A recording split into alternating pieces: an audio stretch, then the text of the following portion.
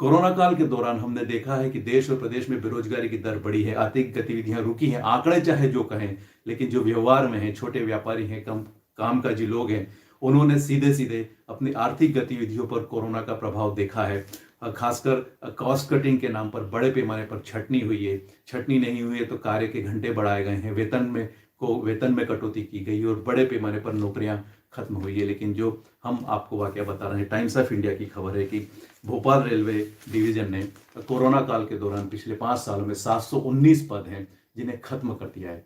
जी हाँ, जिस दौर में जब नौकरियों की ज़्यादा उम्मीद की जाती है, ज़्यादा से ज़्यादा पदों के सृजन की बात होती है, ऐसे समय में रेलवे जैसे संस्थान है जो कि सबसे बड़ा सार्वजनिक उपक्रम माना जाता है, वहाँ पर नौकरियाँ खत्म की जा रही हैं, कम की जा रही हैं। युवा लगातार न केवल मध्य प्रदेश में बल्कि देश में भी वंचित हैं। लंबे समय से भर्तियां उस तरह से हो नहीं रही हैं जितनी भर्तियों की मांग की जा रही है। लेकिन जो ताज़ा मामला है, भोपाल रेल मंडल का एक उदाहरण, एक छोटा सा उदाहरण है। यदि व्यापक पैमाने पर देखेंगे तो रेलवे में बड़े पैमाने पर नौकरियां खत्म होने की खबरें सामने आएगी। फिलहाल ये जो मामला है, टाइम्स ऑफ इंडिया की खबर है, रेलवे भोपाल के इस खबर को निकाला है। एक आरटीआई लगाई गई थी, याचिका लगाई, सुनवाई की, पूछा गया था, सवाल किया गया था रेलवे से कि पिछले 5 सालों में कितने पद नए सृजित किए गए, कितने पद खत्म किए गए। आंकड़े चौंकाने वाले हैं। 2016-17 में भोपाल रेल मंडल में 18,717 कर्मचारी थे।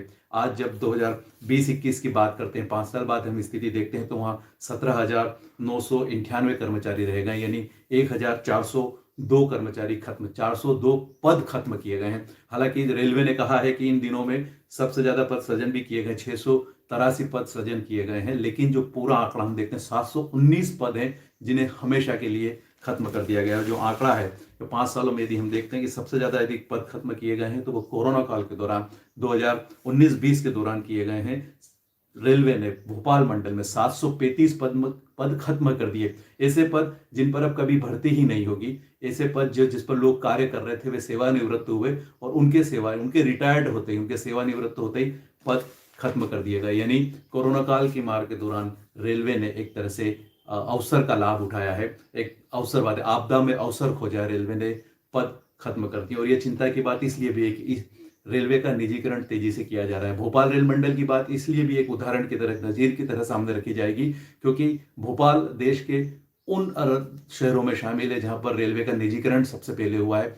जहां के रेलवे स्टेशन हबीबगंज, जो कि अब रानी कमलापति रेलवे स्टेशन कहा जाता है, उसका निजीकरण कर दिया गया है। उसका रख रखाव निजी हाथों में दे दिया गया है। और भोपाल रेलवे स्टेशन और रानी कमलापति रेलवे स्टेशन पर सुविधाओं पर जो पैसा लिया जा रहा है, जो टैक्स लिया जा रहा है, जो शुल्क वसूला जा रहा है, उसका अंतर साफ साफ दिखाई देता है।